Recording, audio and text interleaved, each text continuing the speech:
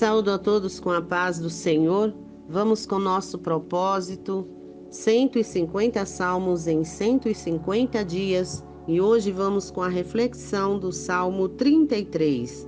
Não deixe de ouvir a reflexão ao final da leitura do Salmo. Regozijai no Senhor, ó vós justos, pois o louvor é agradável para os justos.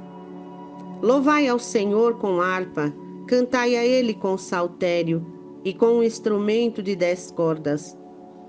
Cantai a Ele uma nova canção, tocai habilmente com grande barulho, porque a palavra do Senhor é certa e todas as suas obras são feitas na verdade. Ele ama a justiça e o juízo, a terra está cheia da bondade do Senhor. Pela palavra do Senhor, os céus foram feitos, e todo o exército deles pelo fôlego de sua boca. Ele reúne as águas do mar, juntamente como um montão. Ele ajunta os abismos em depósitos. Que toda a terra tema ao Senhor, que todos os habitantes do mundo fiquem perplexos com ele, porque ele falou e foi feito. Ele comandou e firmou-se. O Senhor traz o conselho dos pagãos a nada. Ele faz com que os artifícios dos povos não tenham efeito. O conselho do Senhor permanece para sempre, os pensamentos de seu coração para todas as gerações. Abençoada é a nação cujo Deus é o Senhor, e o povo o qual ele escolheu para sua própria herança. O Senhor olha do céu, ele está vendo todos os filhos dos homens. Do lugar de sua habitação, ele contempla todos os habitantes da terra. Ele forma seus corações da mesma maneira, ele considera todas as suas obras. Não há rei salvo pela multidão de um exército. Um homem poderoso não é liberto por muita força. Um cavalo é uma coisa vã para a segurança. Nem livrará ninguém por sua grande força. Eis que o olho do Senhor é sobre aqueles que o temem, sobre aqueles que esperam em sua misericórdia, para livrar sua alma da morte e para manterem-se vivos na fome. Nossa alma espera pelo Senhor. Ele é a nossa ajuda e o nosso escudo, pois nosso coração regozijará nele, porque nós confiamos no seu santo nome.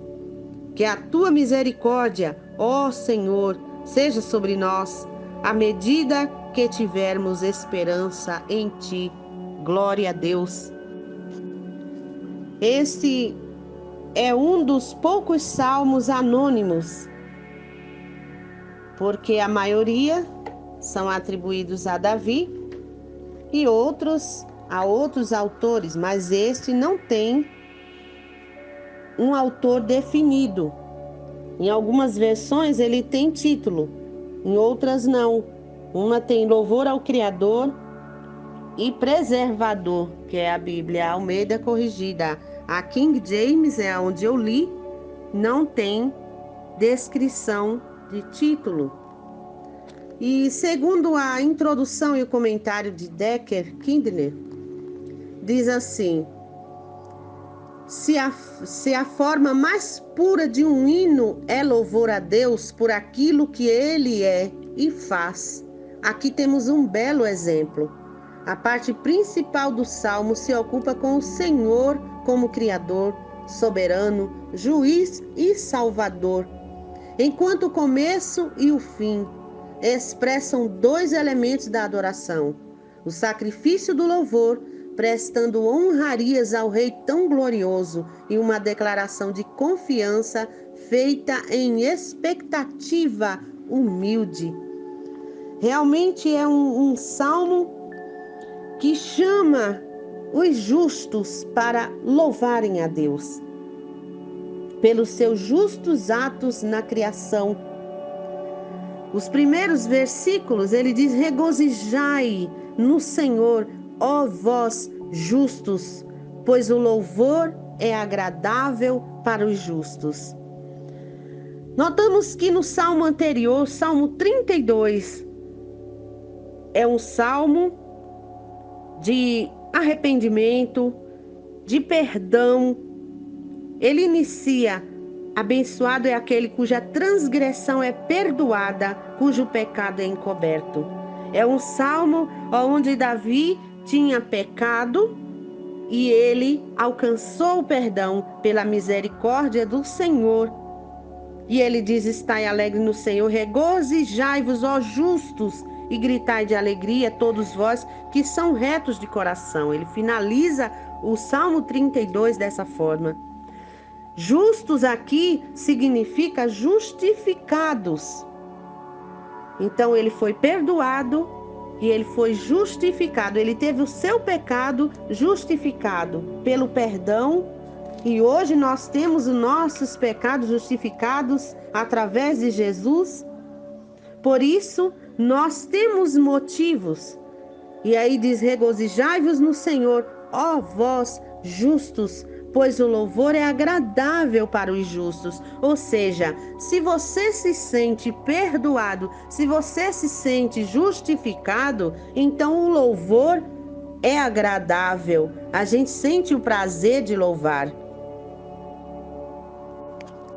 E muitas vezes podemos pensar: mas eu canto na igreja, eu canto em casa, eu estou sempre louvando, sempre dando glórias a Deus, aleluia.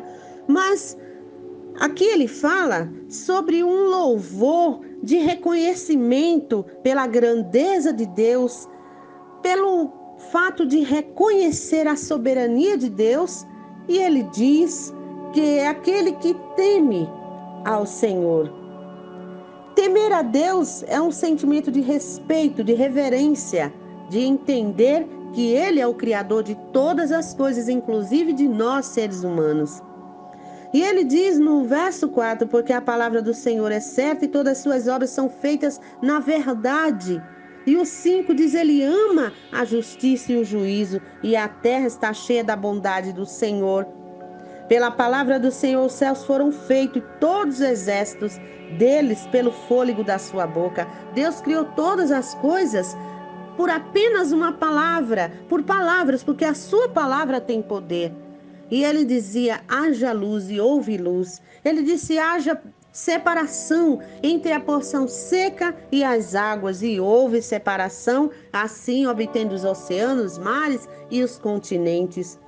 Toda a obra de Deus foi feita dessa forma, porém o homem ele fez com as suas mãos, e ele colocou no homem o fôlego da sua boca. Ele soprou nas narinas do homem, trazendo assim o nosso direito de respirar, fazendo-nos almas viventes.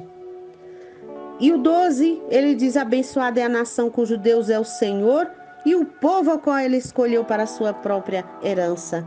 Toda nação que chama pelo nome do Senhor, aqui se referia ao povo de Israel, mas se estende a todas as nações, quanto buscam o nome do Senhor e a sua justiça, e aqueles que ele escolheu para a sua própria herança. Jesus, ele disse que não foi vós que escolhestes a mim, mas eu escolhi a vós, porque nós, de nós mesmos, não temos condição de escolher as coisas boas de Deus, as boas obras, a justiça, porque a Bíblia fala que há uma luta entre a carne e o espírito, porque o nosso corpo físico puxa para as coisas carnais, as coisas mundanas, as coisas que são passageiras, mas o nosso espírito, que foi Deus que o deu e é parte de Deus, ele puxa para as coisas sagradas, para a verdade, para a justiça, para o amor. Então há uma luta constante onde nós devemos vencer. E ele diz ainda: o Senhor olha o céu, olha do céu, e está vendo todos os filhos dos homens. Quantas vezes pensamos que ele não está nos vendo? E ele nos vê a todos, a cada um de nós, porque foi ele que nos fez. E o verso 14 diz: do lugar da sua habitação, ele contempla todos os habitantes da terra. Deus está contemplando você, ele está te ouvindo, ele está te vendo e ele está cuidando de você, mesmo que pareça o contrário. mas Ele está cuidando. Devemos lembrar que tudo o que acontece, diz a Bíblia, contribui para o bem daqueles que amam a Deus. Se você ama a Deus, se você confia nele, se você entrega a sua vida a Ele de todo o coração, entenda que tudo contribui para o seu bem, para um aprendizado, para a sua melhoria espiritual, material, emocional. Confia no Senhor.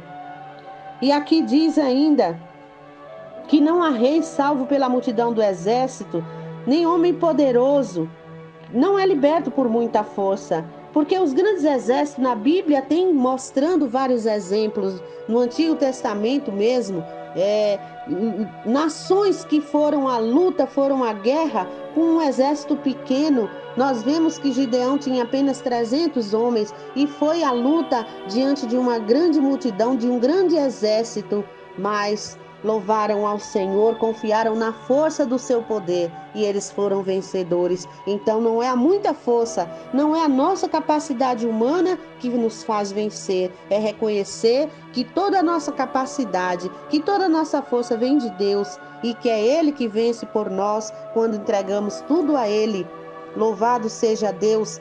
E o 18 diz: eis que o olho do Senhor é sobre aqueles que o temem, sobre aqueles que esperam em sua misericórdia. Esse esperar significa confiar. Se você teme a Deus, você tem um sentimento de respeito, você tem reverência e você tem confiança que Ele é tão grandão, tão maravilhoso, tão magnífico, que fez o céu e a terra, criou você, formou a sua imagem e semelhança no ventre da sua mãe. De apenas 2 células, Ele formou um ser maravilhoso que é você. Valorize a sua vida, porque foi feita pelas mãos do Criador do céu e da terra. Então, você respeita, você reverencia, você compreende a sua magnitude, a sua magnificência e você entrega toda a sua vida nas mãos dele com confiança, esperando, sabendo que ele está cuidando de tudo. E um 19, para livrar sua alma da morte e para manter vivos na fome. Pode estar a crise que for, mas Deus está cuidando de nós. Deus está cuidando de você, Ele está provendo a sua necessidade. Espera no Senhor. E o 20 diz: nossa alma espera pelo Senhor, Ele é a nossa ajuda e o nosso escudo. O escudo é proteção, Ele ajuda, Ele protege, Ele é o nosso provedor. E o 21 e o 22: pois nosso coração regozijará nele, porque nós confiamos no seu santo nome. Que a tua misericórdia, ó Senhor, seja sobre nós, à medida que tivermos esperança em ti.